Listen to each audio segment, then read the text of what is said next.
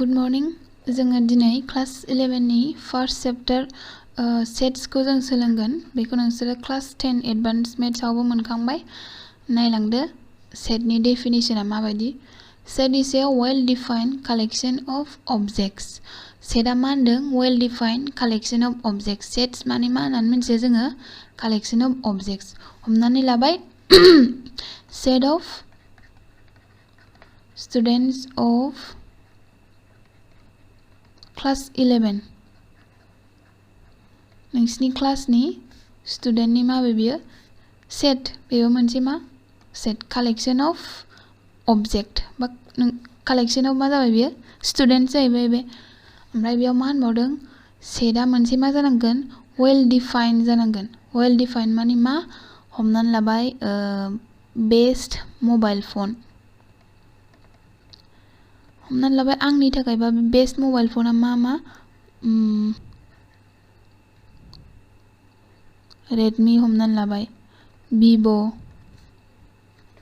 Realme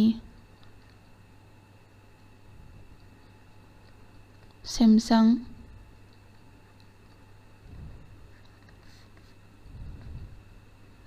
Nokia बे जाहैबाय best 5 mobile फन्स आंनि थाखायसो आरो बियो ओमफ्राय खिन्थु सोरनिबा थाखाय बेफोरो बेस्ट नङाबो जानो हागौ सैमसांआ सोरनिबा थाखाय बेस्ट नङाबो जानो हागौ सोरनिबा थाखाय भिभोआ बेस्ट नङाबो जानो हागौ होमबा बेयो मा जाहैबाय पार्सन टु पार्सन मा जायो बियो सोलायबाय होमबा बेखौ जोङो मा बुंनो हाया सेटआव जोङो लानो हाया बेखौ सेट होननानै जों बुंनो हाया बेखौ मानोना पार्सन टु पार्सन सोलायोब्लानो बेखौ मा होननानै बुंनो हाया सेट होननानै बुंनो हाया बेखौ नोंसिनि एनसिईआरटीआवनो बुकआव मोजाङै होनाय दंखायो ओमफ्राय हमनानै लाबावबाय मोनसे एग्जाम्पल भावेल्स इन इंलिश अल्फाबेट इंलिश अल्फाबेटआव मा भावेल्स दङ ए इ आइ अ इउ नङा होमबा बे मा ए इ आइ अ इउआ आंनि थाखायल'थ' नङाना बयनिबो थाखाय इंलिश अल्फाबेटआव भावेल्सआ मा बे मोनबायाल' दङ होमबा बे जाहैबाय बयनिबो थाखाय बेखायनो बेखौ जोङो मा बुंनो हायो मोनसे सेट होननानै बुंनो हायो ओंखायनो बाव मा होनदों वेल डिफाइन्ड होनदों जुदि पार्सन टु पार्सन भेरि जायोब्ला बेबायदि होमबा जों बेखौ मा बुंनो हाया सेट होननानै बुंनो हाया बुजिबायना नाय it is usually denoted by capital letters A B C D X Y Z etc. जोङो सेटखौ माजों डिनोट खालामो capital letter जों डिनोट खालामो The elements of a set are represented by small letters A B C D X Y Z etc. जों elements को माजों represent खालामगोन small letters जों नाय गाहायाव There are two methods of representing a set. Set को represent खालामनायनि मा दङ मोननै methods दं बे जाहैबाय फार्स्टना जाहैबाय roster or tabular form roster फर्मआ जाहैबाय बेनो नैबेयो बेखौ मारै लिरो in roster form all the elements of a set are listed the elements are being separated by commas and are enclosed within braces बेयाव मा होनदों roster फर्मआव जा elements दङ बेखौ मानि सिङाव लिरो बे सेकेन्ड ब्रेकेटनि सिङाव लिरो एलिमेन्ट्सखौ ओमफ्राय बेखौ माजों सेपारेट खालामगोन जोङो कमाजों सेपारेट खालामगोन होमबा बेनो मा रस्टार फर्म जेरै बाव नायदो सेट एआव the set of all natural numbers which divide 42 खौ मा नेचुरेल नाम्बारा डिवाइड खालामो बिनि सेट होननानै बुंदों होमबा मा मोनखो 1 2 3 6 7 14 21 42 बे गासिबो मा नेचुरेल नाम्बार ओमफ्राय बियो माखौ डिवाइड खालामो 42 खौ डिवाइड खालामो बाव जेसेबांनाखि एलिमेन्ट्स दङ जानाखि 42 नि डिविजर दङ बिसोरखौ जोङो मानि सिङाव लिरदों सेकेन्ड ब्रेकेटनि सिङाव लिरदों ओमफ्राय मोनफ्रोमबो नेचुरेल नाम्बार बे नाम्बारफोरखौ जों माजों सेपारेट खालामदों कमा होनानै जों सेपारेट खालामदों बेखौनो मा होननानै बुङो रस्टार फर्म होननानै बुङो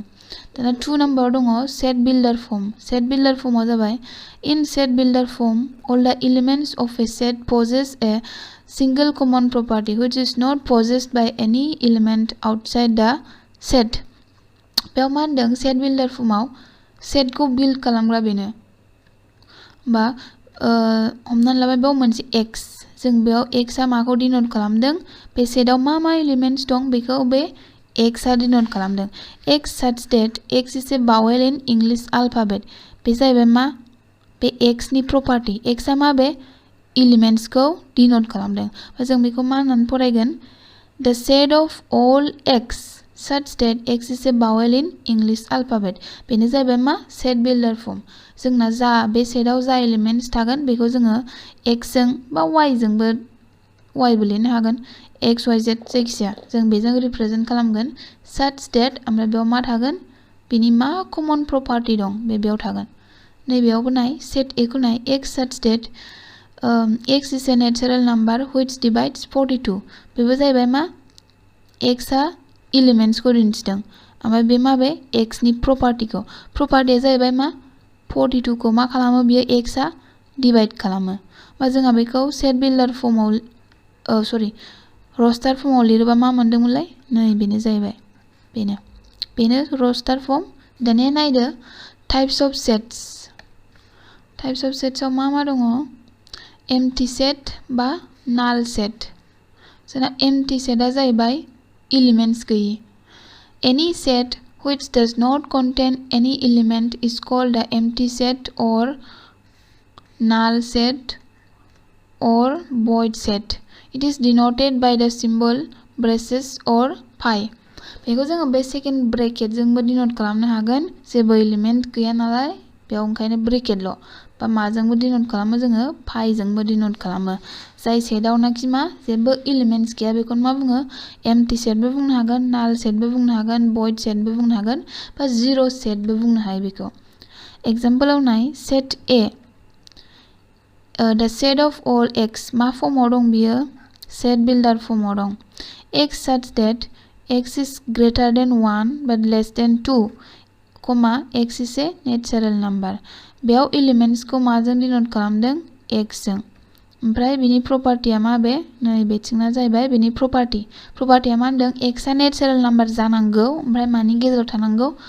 1 जों 2 जों नि गेजेराव थानांगोन किन्तु 1 जों 2 जों नि गेजेरावथ' जोंना जेबो नेचुरल नम्बर गैया एलिमेंटानो गैया बेना ओंखायनो बे जाहैबाय मा फाइ बे जाहैबाय एम्प्टी सेट जों बेखौ बेबायदिबो लिरनो हागोन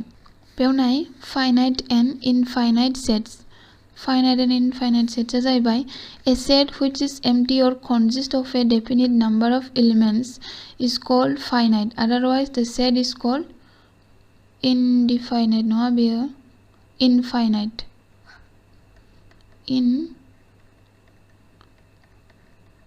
finite बेयाव मा होनदों a set which is empty set आबो माबे finite set ओमफ्राय or consist of a definite number of elements is called finite मा थानांगौ सेटआव definite number थानांगौ जाय नाम्बारफोरखौ जोङो साननो हानाय जानांगोन बेनो जाहैबाय finite set otherwise the set is called infinite आ जाहैबाय बे सेटआव जेसेबां एलिमेंट्स दं जों बेखौ साननो हाया बा जों रोस्टार फर्माव लिरनो हाया